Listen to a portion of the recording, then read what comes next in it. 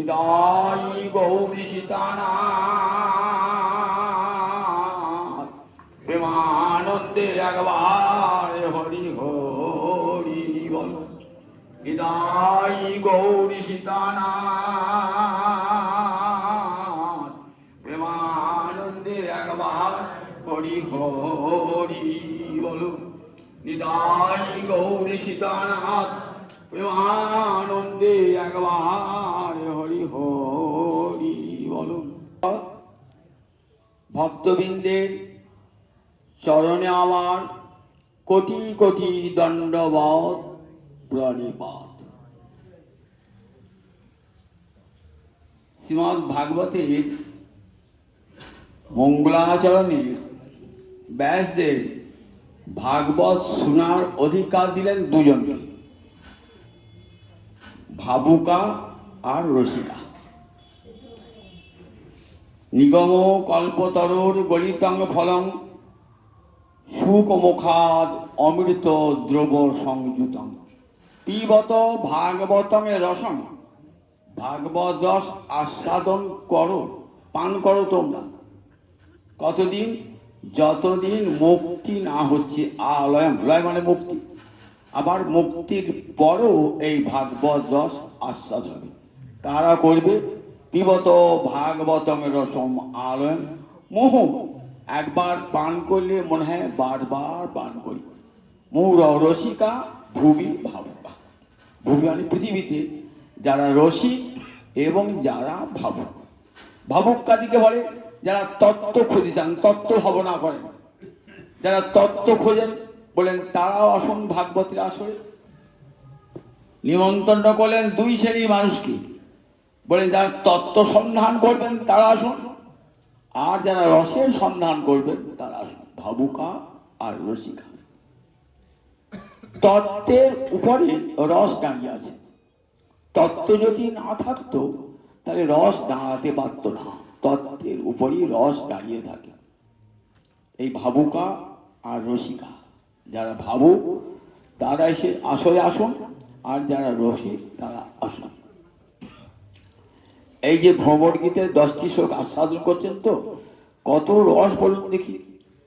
এই শ্লোকগুলি যেমন আখটাকে পিছলে পরে রস বার হয়, ঠিক তেমনি প্রতিটি শ্লোক পিছলে পরে এই রস বার হয়ে যায়।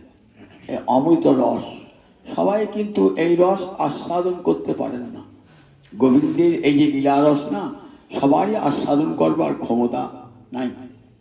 গুরুর কৃপা যার হয়েছে সেই পরে এই রস আস্বাদন করতে। রাধারণীর মুখনিসৃত 10টি শ্লোকের কি দাম! টিকাকারগণ বলছেন সমস্ত বেদের সার, সমস্ত বেদ উপনিষদের সার। বেদ সমুদ্র মন্থন করে এই 10টি শ্লোক যেন অমৃত কুম্ভ। ঋষি 10টি কুম্ভ নিয়ে এসেছেন আমাদের সামনে, আর অমৃত রসের কুম্ভ 10টি শ্লোক। রাধারণী ব্যাজস্তুতিতে, ব্যাজস্তুতি অলঙ্কারে শ্রীকৃষ্ণের নিন্দা করছেন। একদিনই বলেছি কাকে ব্যাজস্তুতি অলঙ্কার বলে, যেখানে মনে হচ্ছে যেন আপাত দৃষ্টিতে মনে হচ্ছে নিন্দা করছি, কিন্তু সত্যিকারের প্রশংসা। যা ঋষিগণ বেদমন্ত্রের দ্বারাও যে প্রশংসা করতে পারেন নাই, শত শত বেদ মন্ত্রের দ্বারাও যে প্রশংসা গোবিন্দকে করতে পারেন নাই, সেই প্রশংসাই 10টি শ্লোকে হয়েছে। রাধারানী বলছেন ঘোর বিয়োগে বিয়োগিনী রাধারানী, মাথুর বিরহে বিরহিনী রাধারানী। বলছেন দেখ দেখ তার দোষের কথা শুনবি। ভ্রমরকে বলছে রাধারানী, ওরে ভ্রমর, কি গুণের কথা বলছিস? তার তো কোনো গুণই নাই, তার তো কোনো গুণই নাই, আবার তার কথার কোনো গুণ নাই। যদনুচরিত লীলাকর্ণ পীযুষ বিপ্রুট সকৃত অদন বিধুত দ্বন্দ্ব ধর্মা বিনষ্টা। এই শ্লোকটি আগের দিন ব্যাখ্যা করতে গিয়ে মাঝ পথে হয়নি, ঘন্টা পড়ে গিয়েছিল, আর হয় না।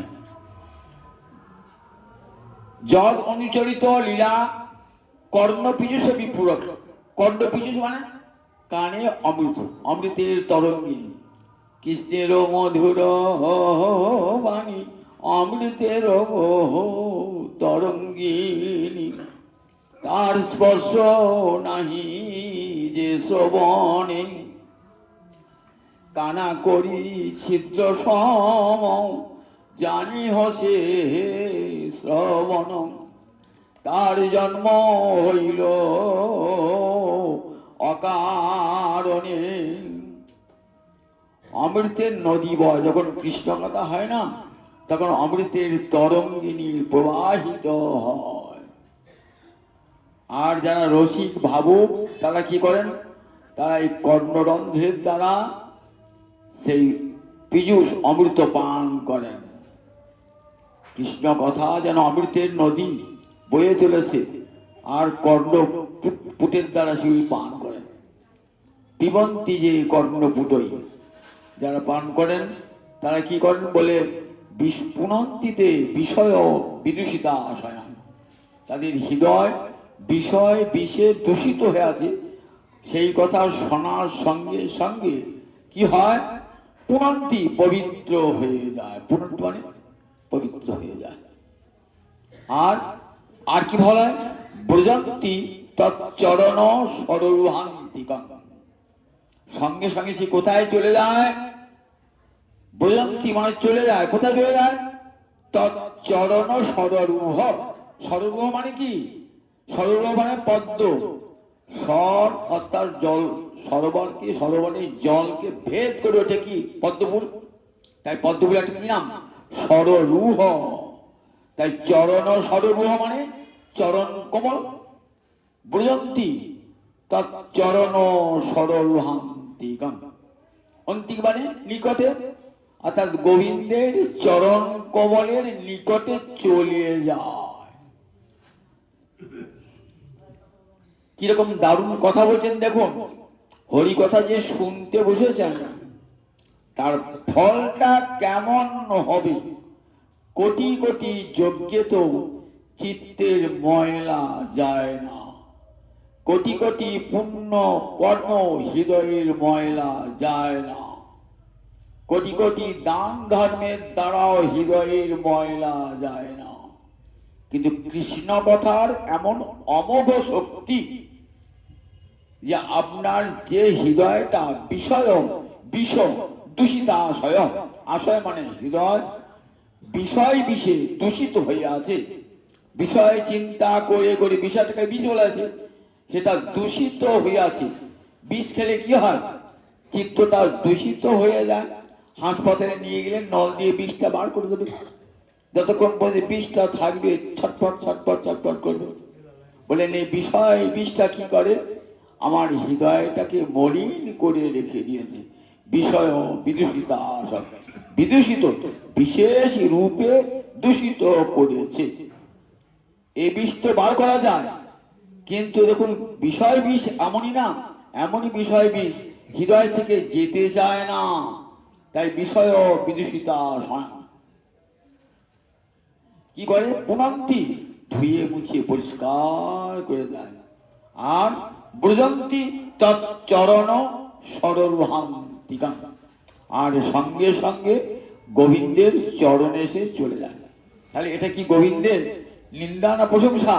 দেখুন দিকে একবার কি বলছেন, যদনুচরিত লীলা কর্ণ পীযুষ বিপুর। বিপুর মানে কণা, কণিকা। লীলা কর্ণ, লীলা তার লীলা রূপ যে অমৃত, সেই অমৃতের কণিকা যদি একবার সকৃত অদন, অদন মানে খাওয়া, এটা সেবা করা অর্থাৎ আস্বাদন করা। বলছে একবার যদি কৃষ্ণ, সকৃত মানে একবার, একবার যদি সে বসে বসে কৃষ্ণ কথা আস্বাদন করে, তাহলে সেই লোকটার কি ক্ষতি হয় জানিস? রাধানী বলছেন সেই লোকটার কত বড় ক্ষতি হয়ে যায়। যদি সে কান পেতে বসে বসে হরি কথা শোনে, তাহলে তার কি ক্ষতি হয় বলে শুনবি। স্বামী যদি শোনে না আর স্ত্রীকে ভালোবাসতে পারে না, স্ত্রী যদি শোনে স্বামীকে ভালোবাসতে পারে না, ধনী যদি শোনে সে ধনকে ভালোবাসতে পারে না, ধার্মিক যদি শোনে ধর্মকে ভালোবাসতে পারে না, বন্ধু যদি শোনে তাহলে বন্ধুকে ভালোবাসতে পারে না। তাহলে বুঝুন কৃষ্ণ কথা কত ক্ষতি করে দেয়, কত ক্ষতি করে দেয়। বেশ বিষয়ে বউ ছেলে নিয়ে সংসার করছিলাম, এই হরি কথা কানে ঢুকে এমন করলো, আমাকে বৈরাগীর দশা করে দিল, ঘর ছাড়িয়ে দিল। রাধারানী বলছেন ঘর ছাড়িয়ে দেয়, জানিস তারা কি করে? সকৃত একবার যদি বসে বসে হরি কথা শোনে, সকৃত অদরম যে সেবা করে, কি হয় তা বলছে দ্বন্দ্ব ধর্মা বিনষ্ট, লোকটা নষ্ট হয়ে যায়, লোকটা নষ্ট হয়ে যায় একবারে। দ্বন্দ্ব ধর্মা বিনষ্ট, তার জানিস সুখ দুঃখ কোনো জ্ঞানই থাকে না, ভালো মন্দের কোনো বিচারই থাকে না। এই জগতের আশীর্বাদ অভিশাপের কোনো মূল্যই সে দেয় না। দ্বন্দ্ব ধর্ম মানে কি? কাকে দ্বন্দ্ব ধর্ম বলে? সুখ দুঃখ দুটোকে বিচার করা, ভালো মন্দ দুটোকে বিচার করা, আশীর্বাদ অভিশাপ দুটোকে বিচার করা, এই নামে দ্বন্দ্ব ধর্ম বলে। সেই লোকটার আর কিছুই বিচার বোধ থাকে না, ভালো মন্দের বিচার থাকে না। দ্বন্দ্ব ধর্ম লোকটা একবারই নষ্ট হয়ে যায়। যে হরি কথা কান পেতে পেতে শুনছে না, দেখ তোর কৃষ্ণ তো কপট বটেই, আবার তার কথাটা কেমন যায়, কপটের কথাটা, সেই কপটের কথাটা যে কান পেতে শুনবে তার সংসার ধ্বংস হয়ে যাবে, তার সংসার শেষ হয়ে যাবে। কি করে জানিস? লোকটা নির্মম হয়ে যায়, নিষ্ঠুর।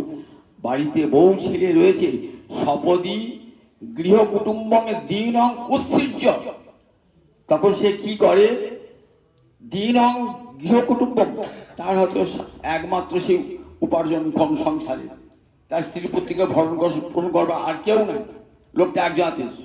তখন তার মনে থাকে না আমি যদি সংসার ছেড়ে চলে যাই তাহলে আমার ঘরে যে ছেলে বউ রইল একে খাওয়াবে কে, এ কথা মনে থাকে না, জানিস তো।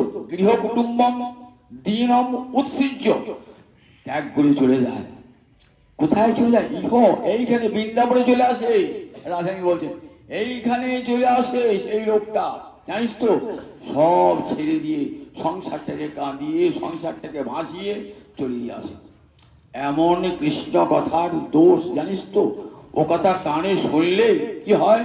সংসারে সব সুখ নষ্ট হয়ে যায়, দ্বন্দ্ব ধর্মা বিনষ্ট। আবার যদি জানতাম আচ্ছা সংসারটাকে ভাসিয়ে এলে নিজের সুখ হয়েছে, নিজের সুখ হয় না। কি করে জানিস? দীনা বিহঙ্গাইব ভিক্ষুচর্যাং চরন্তি, জানিস তো ভিখিরির মতো কি করে? ভিখিরির মতন ভিক্ষুচর্যা ব্রত অবলম্বন করে। দীনা বিহঙ্গাইব, পাখির মতো। পাখি যেমন ঠোঁটে করে একটু খাবার নিয়ে আসে না, তেমনি করে হাতে করে কি করে? কেউ কেউ যদি ঘোল মাঠা দেয় একটু খেলে, না খান না। মাধবেন্দ্র পুরী, ঈশ্বর পুরী সব দেখুন অযাচক, চাইবে না কোথাও। যদি আপনি দেন আপনার ইচ্ছা হয় হাতটি পারবে, কোনো বাটিও নাই, ঝোলাও নাই, পুটলিও নাই, হাতে করে আপনি দেবেন ঘোল মাঠা যা দেবেন খাবে। ভিক্ষুচর্যা ঠিক কেমন? দীনা বিহঙ্গাইব, বিহঙ্গা পাখির মতন। বললেন তারা কি জানিস তো তারা পাখি হয়ে যায়? বলে হ্যাঁ। কিরকম জানো? তারা বড় বড় পাখি হয়, কি হয়? হংস, হংস হয় রে, বড় হংস হয়ে যায় তারা বৃন্দাবনে এসে। সংসারটাকে ভাসিয়ে দিয়ে এসে এখানে দিন ভাবে দীনা ভিক্ষুচর্যাম ইব চরন্তি, ভিক্ষুচর্যাং চরন্তি দিয়া বিহঙ্গাইব, দিন বিহঙ্গের ন্যায় ভিক্ষুচর্যা আচরণ করে। রঘুনাথ দাস গোস্বামী তার সোনার সংসার ভাসিয়ে দিয়ে চলে গেল, ভাসিয়ে দিয়ে চলে গেল। বাবা কাঁদছেন, মা কাঁদছেন, জ্যাঠামশাই কাঁদছেন, জ্যাঠাই মা কাঁদছেন, স্ত্রী কাঁদছেন। এতটুকু ভ্রুক্ষেপ না, নির্মম নিরহংকার। গীতায় পড়েছেন তো, নির্মম নিরহং। এই পথে যাত্রী হতে গেলে নির্মম হতে হয়। দেখবেন পুরুষোত্তম যোগে বলা আছে এই পথের যাত্রী কি কি গুণ হবে। একটা গুণ নির্মম নিরহংকার। মমতা থাকলে হবে না। বউর প্রতি, ছেলের প্রতি, সংসার প্রতি মমতা থাকে তাহলে কিন্তু কৃষ্ণ ভজন হবে না। নির্মম হতে হবে, নির্মম হতে হবে। তাদের প্রতি সব মমতা ত্যাগ করে গোবিন্দ চরণে সব মমতা অর্পণ। গোবিন্দ আমার এমন ঠাকুর না, দেখেন না একটা ছেলে থাকে না, মায়ের একটা ছেলে, সে যদি মায়ের কোলে একটা অপর একটা ছেলে চেপেছে না, টেনে তাকে নামিয়ে দেবে, তাকে একল ছেলে ছেলে বলে, টেনে নামিয়ে দেবে। দেখেন না, গোবিন্দ বলে বিষয়ে ভোগ করবে, আমাও করবি, একটা ত্যাগ করতে হবে, নইলে হবে না। বিষয় ত্যাগ কর, বউ ছেলে নিয়ে ঘর করবি, আমাকে ভালোবাসবি না, একটা ত্যাগ কর, যদি আমাকে ভালোবাসবে সব ত্যাগ করে তবে আমাকে ভালোবাস। তাই সে তখন কি হয়, নির্মম হয়ে যায়, নির্মম হয়ে যায়। কাজী লালা বাবু যার এত সম্পদ, এক মুহূর্তে বাসনায় আগুন দিয়ে জমিদারি মহল থেকে ফিরছেন তো বড় জমিদার, এই কাঁদি পাশে কাঁদি লালা বাবু জমিদারি মহল থেকে সন্ধ্যাবেলায় ফিরছেন। ধোয়ার মেয়েরা তরকারি সাবান পাবে কোথায়? ওই কলার বাসনা পুড়িয়ে খাট তৈরি করতো, সেই খাট তৈরি করে তাদের কাপড় কাচত। বলছে সন্ধে হয়েছে, বেলা যে বয়ে গেল, এবার বাসনায় আগুন দিয়ে, কলার বাসনা, বড় পেটুকে কি বলে, কলা বাসনা বলে, আগুন দিয়ে পালকি চলে আসছেন তো শুনতে পেলেন, সত্যি তো সন্ধে হলে জীবনের সন্ধ্যা হয়ে গেল, এত বয়স হয়ে গেল, আর তো জীবনের বার্ধক্যে পৌঁছে গিয়েছি, বাসনায় আগুন দিতেই হবে। বাসনায় আগুন শুনলেন, বাসনায় আগুন বলে আজই বাসনায় আগুন দো, আজই বাসনায় আগুন দিয়ে ছুড়লেন বৃন্দাবনের পথে নির্মম ভাবে। আর কোনো মমতা নাই, জমিদারি সব যা কিছু সব বুঝিয়ে দিলেন, নিজের ছেলেকে নাতিকে সব বুঝিয়ে দিলেন। এইবার ছুটলেন কোথায়? বৃন্দাবনের পথে।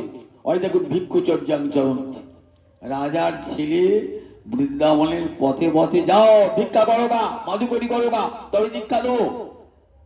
মাদুকরি করি কে? অন্তরে অহংকারটা দূর হবে।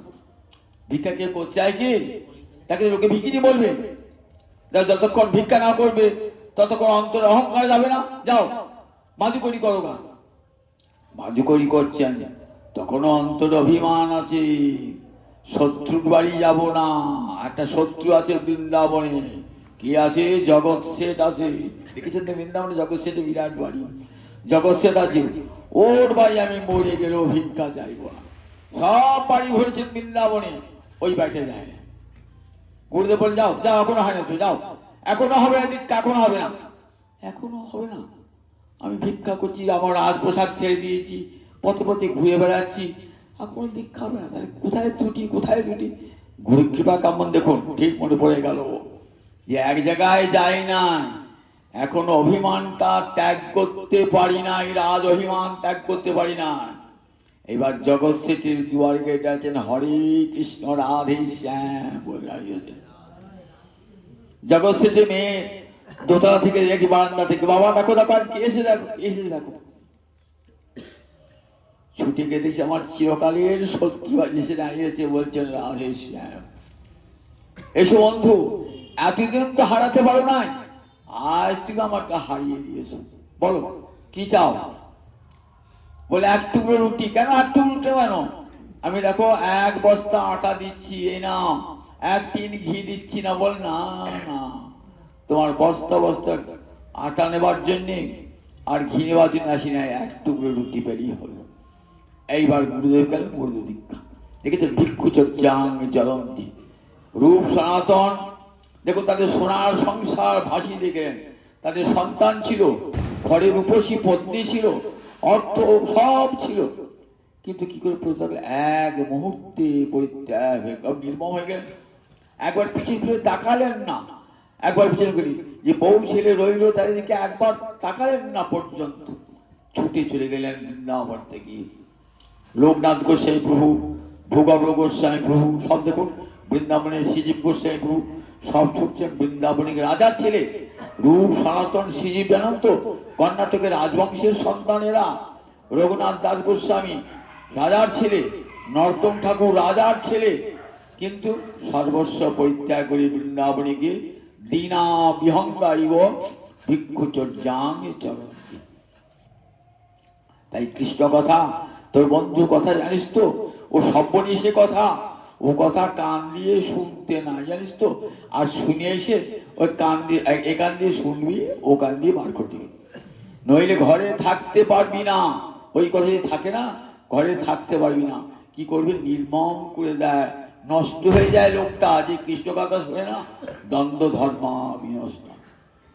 নিন্দা করছেন তো, কিন্তু কত বড় প্রশংসা এটা বল দেখুন। কোন যাগযজ্ঞের এমন ক্ষমতা আছে?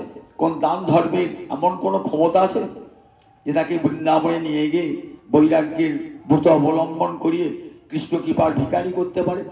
আছে এমন? পৃথিবীতে এমন কোন শক্তি আছে? কিন্তু কৃষ্ণ কথার এমন অপূর্ব মহিমা। গীতাতে পড়েন আমরা, গীতায় ভগবান কি বলছেন দেখো, জন্ম কর্ম চ মে দিব্যং এবং যো ব্যক্তি তত্ত্বত তত্ত্বা দেহং পুনর্জন্ম নৈতি মাম এতি সো অর্জুন। আমার জন্ম কর্মের কথা যে জানে বা যে শোনে, তার ফলটা কি হয়? তার ফলটা কি হয় বলেন? আমার জন্ম কর্মের কথা শুনলে কি হয়? জন্ম কর্ম চমে দিব্যং, যো ব্যক্তি তত্ত্বত তত্ত্ব, দেহটা ত্যাগ হয়ে যায় তার। আর কোথায় যায় সে? আমার কাছে। মামে, আর এখানে থাকতে দেয় না তাকে, একবারে কাছে নিয়ে যান ভগবান। আর মায়ের পেটে আসতে হবে না তাকে। তত্ত্ব দেহং পুনর্জন্ম নৈতি, আর সে পুনর্জন্ম প্রাপ্ত হয় না। তাহলে লোকটা যায় কোথায়? বলে আমার কাছে চলে আসে। সে লোকটা যে হরি কথা শোনে, সে আমার কাছেই চলে আসে। আমার কথা যে জানে, সে আমার কাছেই চলে আসে। দেখুন গীতাতে বলেছে হরি কথার কেমন মহিমা। কোন আপনি যাগ যজ্ঞ ধর্ম কর্ম করলেন, তাতে গোবিন্দের কাছে, গোবিন্দের চরণে যাওয়া যায়? কোথাও দেখা যাবে? কোথাও বেদ বলেন নাই এই যাগ যজ্ঞ করে গোবিন্দের কাছে যাওয়া যায়, স্বর্গ পাওয়া যায়। স্বর্গ তো এই মর্তের মতনই, আর একটু উঁচু জায়গায়। আপনি মাটি ঘরে থাকছিলেন, দালান কোথায় থাকলেন, স্বর্গ মানে তাই তো। আপনি পাড়া গায়ে মাটির ঘরে আছেন, শহরে এসে ডাকছিলেন, বড় দালান বাড়িতে আছেন, স্বর্গও তাই। এই মর্ত থেকে উঁচু, সেখানে গিয়ে ভোগ বিলাসটা বেশি। বড় লোকের বাড়িতে যাবে থাকলে যেমন ভোগ বিলাস হয়, সেই রকম। কিন্তু সেখান থেকে আপনার মৃত্যু ভয় আদি সব থাকবে, কিন্তু সব রোগ শোক মৃত্যু ভয় সব সেখানে থাকবে। আবার সেখান থেকে কি হবে? যে পূর্ণ ক্ষয় হয়ে যাবে, আবার নেমে আসতে হবে। গোবিন্দের কাছে যাওয়া যায় না। কোথাও বেদ মাতা বলেন নাই যে যজ্ঞ করলে গোবিন্দের কাছে যাওয়া যায়, কিন্তু হরি কথার যজ্ঞ করলে গোবিন্দের কাছে যাওয়া যায়। গীতা উচ্চ কণ্ঠে শোনালেন, উচ্চ কণ্ঠে শোনালেন। বলে বসে বসে হরি কথার মতো যজ্ঞ আর নাই। বসে বসে কান টিপে দিয়ে হরি কথা শোনো, তাহলে গোবিন্দের কাছে পৌঁছে যাবে। বলে বিপুল কণিকা, এক কণিকা যদি কেউ শ্রবণ করে সকৃত, একবার শুনলে পারে। একবার শুনলে হরি কথা একবার যদি কানে ঢোকে না, তাহলে নষ্ট হয় না।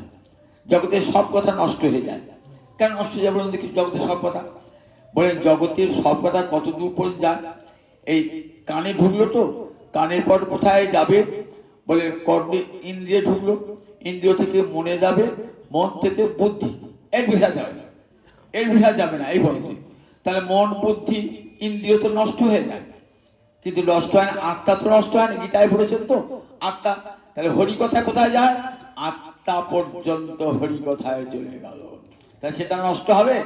যে হরি কথা আত্মাকে স্পর্শ করলো, তার বিনাশ আছে নাকি? তার বিনাশ নাই। কিরকম?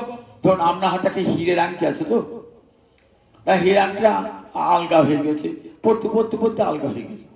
আপনি বাড়ির ডাস্টবিনে বাড়ির ময়লাগুলো ফেলে যাচ্ছে তো, ও কোন ফাঁকে আমরা হাত থেকে হীরের আংটিটা পড়ে গেছে।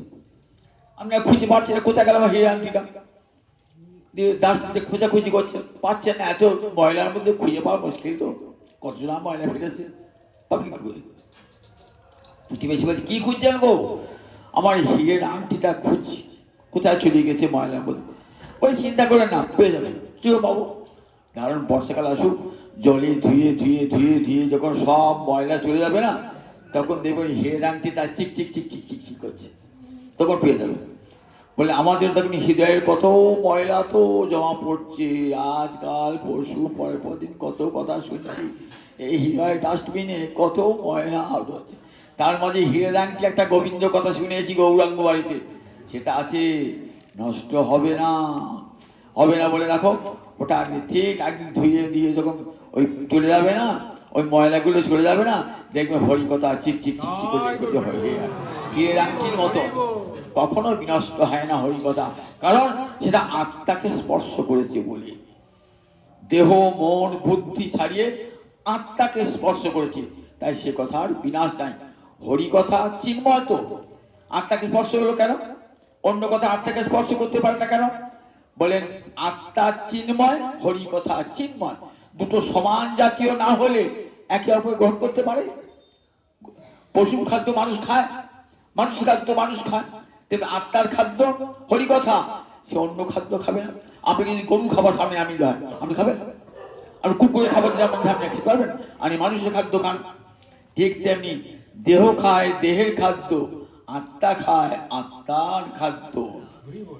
মানুষের খাদ্য, আমার দেহের খাদ্য, প্রাণবায়ুর খাদ্য আত্মাকে স্পর্শ করে না।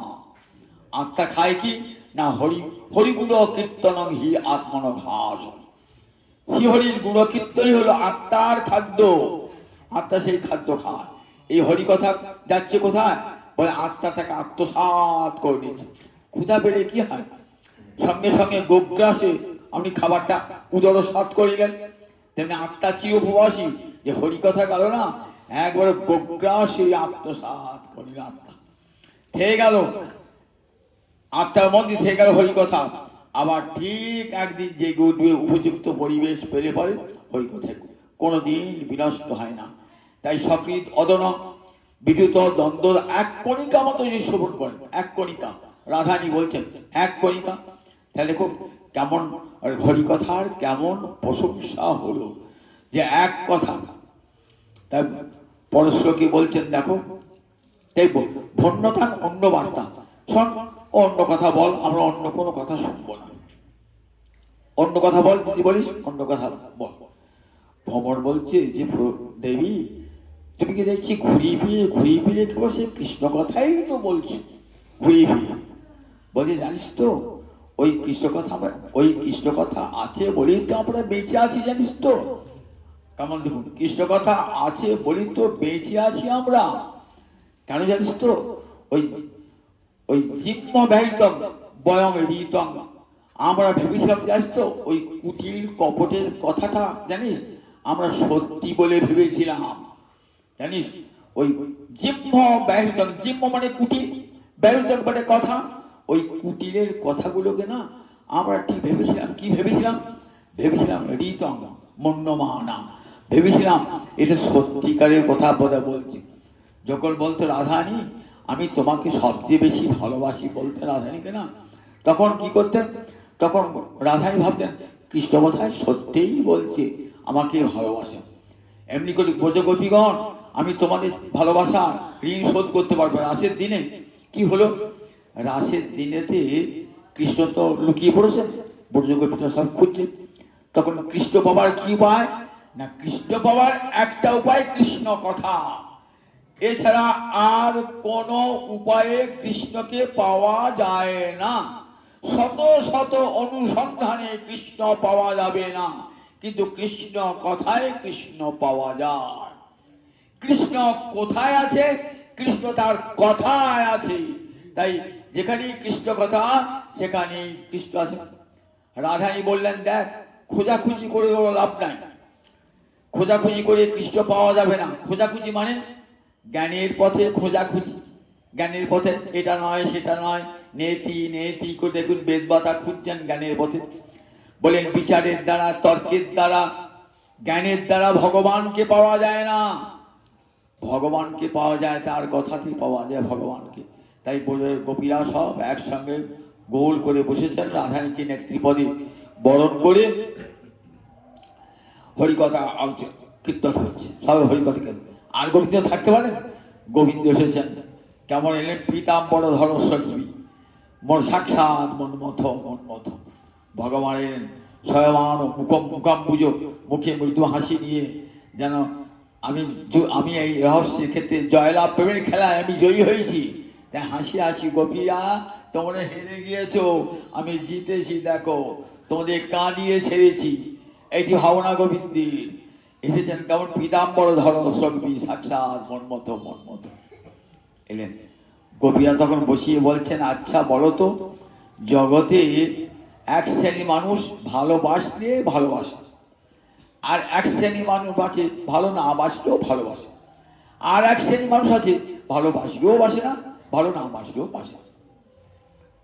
এমন প্যাঁচ করে প্রশ্নটি করেছেন না, যাতে গোবিন্দ কেন যে তাদের কাঁদিয়েছেন উত্তরটা দিতে বাধ্য হয়।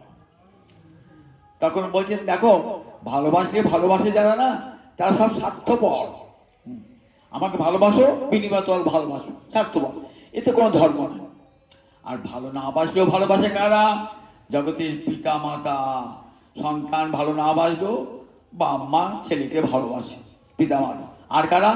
সদয় হৃদয় যারা করুণ ব্যক্তি, তারা ভালো না বাসলেও ভালোবাসে। আর এক শ্রেণী মানুষ আছে ভালোবাসলেও বাসে না, ভালো না বাসলেও বাসে না।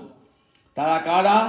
তা বললেন আত্মারামা আর ধাপ্ত কামা অকৃতজ্ঞা গুরুদ্রোহ।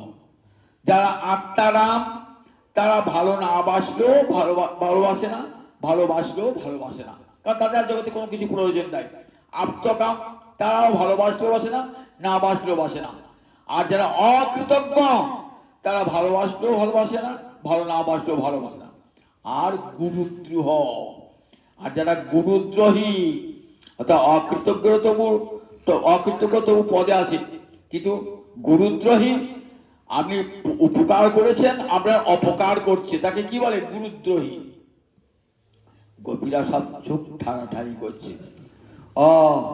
আমাকে কি বলছে? গুরুদ্রোহী পর্যায়ে ফেলছো?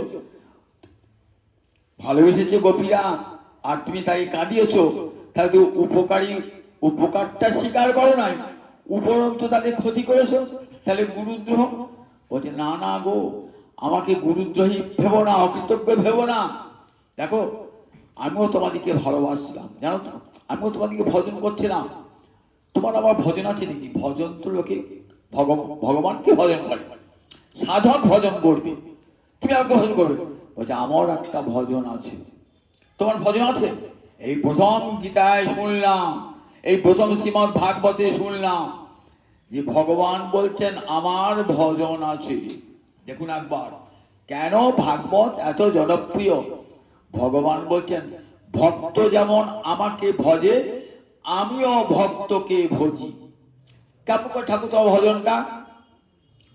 তা বলছে, তোমরা এখন আমার জন্য কাঁদো না, নয়ন জলে মুখ ভাসে, আমি লুকিয়ে লুকিয়ে দেখি কেমন করে আমাকে ভালোবাসি।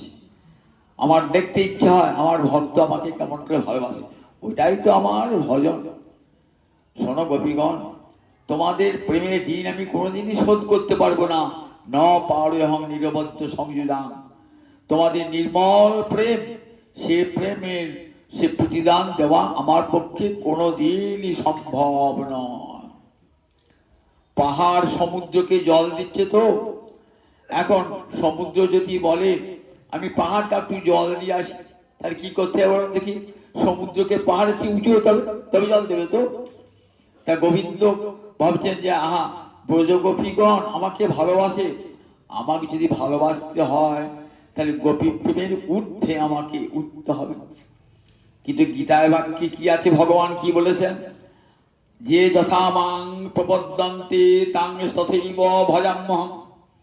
যে আমাকে যেমন করে ভজনা করে, আমি তাকে তেমনি করেই ভজনা করি। তা গোপীরা সর্বস্ব ত্যাগ করে গোবিন্দকে ভজনা করেছেন, তাহলে গোবিন্দের উচিত কি? সর্বস্ব ত্যাগ করে গোপীকে ভজনা করা। কোনোদিন তা গোবিন্দের পক্ষে সম্ভব হবে না। গোবিন্দের কোটি কোটি ভক্ত, প্রহ্লাদ ডাকছে, ধ্রুব ডাকছে, অম্বরীশী ডাকছে, নারদ ডাকছে, কোটি কোটি ভক্ত ডাকছে, সবাই কিন্তু ভালোবাসতে হয়। তাহলে সব ভক্তকে ছেড়ে দিয়ে, মাতা পিতা সবাইকে ছেড়ে দিয়ে গোবিন্দকে গোপীগণ কি ভালোবাসত? গোবিন্দ তা কোনোদিনই পারবেন না, সম্ভব হবেন না। তাই তোমাদের প্রেমের অনুরূপ আমি ভালোবাসতে পারলাম না। যে প্রতিজ্ঞা ভঙ্গ হইল গোপীর ভজনে, যে প্রতিজ্ঞা ভঙ্গ হইল গোপীর ভজনে, গোপীর ভজনে গোবিন্দের প্রতিজ্ঞা। গীতা তো প্রতিজ্ঞা বাক্য, যে তথা মাং প্রবদ্ধন্তে তাং সথিব ভজাম্যম। কিন্তু গভীর ভজনে সেই প্রতিজ্ঞা ভঙ্গ হয়ে গেল। তাই বলছেন তোমাদের প্রেমের তো ঋণ শোধ করতে পারলাম না, ন পারে হোক নিরবদ্ধ সংযম। কেমন প্রেম? নিরবদ্ধ সংযম, মিলন। তোমাদের সঙ্গে আমার যে মিলন, সে মিলন নির্মল। কেন? তোমাদের কিছু চাওয়া পাওয়া নাই। আত্মেন্দ্রীয় প্রতিবাঞ্ছা তারে কহে কাম, কৃষ্ণেন্দ্রীয় প্রতিবাঞ্ছা ধরে প্রেম নাম। যেখানে নিজের কিছু চাওয়া পাওয়া থাকে না, তাকে কি বলে? কাম বলে। আর কিছুই নিজের জন্য চাই না, সব কৃষ্ণের জন্য উজাড় করে দেওয়া, তার নাম প্রেম। কৃষ্ণেন্দ্রীয় প্রতিবাঞ্ছা, কাজে আমি কেমন করে তোমাদেরকে সেই প্রেমের বাঞ্ছাকে পূর্ণ করবো, প্রতিদান কেমন করে দান করবো? যিনি জল তুলসী দিলে আত্মবিক্রয় করে দেন, আর প্রেম দিলে কি করেন বলুন কি একবার? ঋণী হয়ে থাকেন, চিরকালের জন্য ঋণী হয়ে থাকলাম। যদি তোমাদের সৌশল্য দাও, তোমাদের সৌশল্যে আমার সেই প্রেমের ঋণ শোধ হবে। কি সেই সৌশল্য? যদি তোমাদের মহাভাব আমাকে দাও, সেই মহাভাব দিয়ে আমি তোমাদের প্রেমের ঋণ শোধ করব। চাইলে মহাভাব দেবেন। মহাভাব তো রাধারানীর সম্পদ, কৃষ্ণ ভজনার সম্পদ, সেটিকে রাধারানী কোনদিন দেবেন? দেন নাই রাধারানী। তাই কি করেছেন? দেবেন না রাধারানী। আমি চুরি করব, চুরি করেছেন। চোর হয়ে, গোবিন্দ চৌরাগ্রগণ্য চোরের রাজা হয়ে কি করেছেন? রাধারানীর প্রেমের ভান্ডার লুট করে নবদ্বীপে গৌরাঙ্গ রূপে অবতীর্ণ হয়েছেন। রাধা প্রেমে গড়াতন, রাধা প্রেমে যদি গৌরাঙ্গ না হতো কেমন হইত, কেমন হইতাম রে। আমার শ্রীরাধার মহিমা রস সিন্ধু সীমা, জগতে জানা তো কে? কে জানাতো আমার রাধারানীর প্রেমের রস সীমা? যদি গৌর হরি না আসতেন। গৌর হরি সাক্ষাৎ মূর্তিমতী রাধা প্রেম। নরসী কর্ণে নরহরি সরকার ঠাকুর বলছে, দেখো প্রেমের মূর্তি রেখেছ, প্রেমের মূর্তি হয় না, হয় প্রেম তো একটা হৃদয়ের বৃত্তি, ভালোবাসা। যদি বলো মূর্তি ধারণ করো, প্রেমের মূর্তি হয় নাকি? হৃদয় একটা ভালোবাসা বৃত্তি, তাকে কোনদিন তার কত অবয়ব থাকে না। কিন্তু হ্যাঁ গো, কলিযুগে প্রেম মূর্তিমান হয়েছে। বঙ্কিমচন্দ্র বলেছেন যে কলিযুগে প্রেম মূর্তিমান, মূর্তি ধারণ করেছে। সে কে? না গৌর হরি সাক্ষাৎ শ্রী চৈতন্য প্রেমের মূরতি। সখী কহ না গৌর কথা, আমার গৌর নাম অমিয়া ধাম, প্রীতি মূরতি দাতা। প্রীতি মূরতি, প্রীতি মানে প্রেম, মূরতি মানে মূর্তি। গৌর হরি আমার প্রেমের মূরতি। প্রেম কেউ চোখে দেখেন না, দেখুন কলিকালে প্রেম মূর্তি ধারণ করে গৌরাঙ্গ রূপে আবির্ভূত হয়েছেন। যে গৌর হরিকে দর্শন করি, যে গৌরাঙ্গের নামে রয়, তার হয় প্রেমোদয়, তারে মই যাই বলিহারি।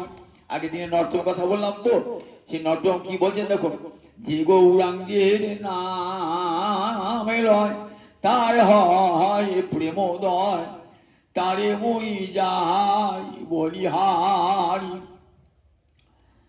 দর্শন করতে হবে না, আমরা দর্শন করি নাই।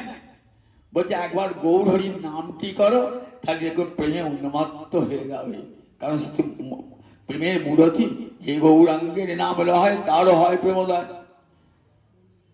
বাহু তুলি কৃষ্ণ বলি ঊর্ধ্বপানে চা, করিয়া কর্মসনাশ প্রেমেতে ভাষা, প্রেমেতে ভাসিয়ে দেন গৌর হরি। তার প্রমাণ ঝাড়িখণ্ডের পথে সিংহ ব্যাঘ্র কেমন প্রেমে মাতো আরা হয়েছে। দেখুন প্রেমের মূরতি তো, প্রেমের মূরতি আমরা দেখলাম গৌরাঙ্গ হরি। রাধারানীর সেই প্রেমের ঋণ শোধ করবার জন্য এখানে কবিরা বলছেন, একদিন বলেছিলেন তোমাদের প্রেমের ঋণ শোধ করতে পারলাম না। আমরা সেই তার কথায় জিহ্বা ব্যাহত, আমরা বিশ্বাস করেছিলাম তার কথাতে, আর বিশ্বাস করি আজ দেখ আমরা নিঃস্ব হয়েছি। আজ আমরা কেমন কাঁদছি, তার বিরহে কাঁদছি। আবার 8টা বেজে গেছে, ঘন্টা পড়ে যাবে। এবার আবার আগামী দিন আলোচনা করবো। জানি তাই, জানি তাই, জানি তাই।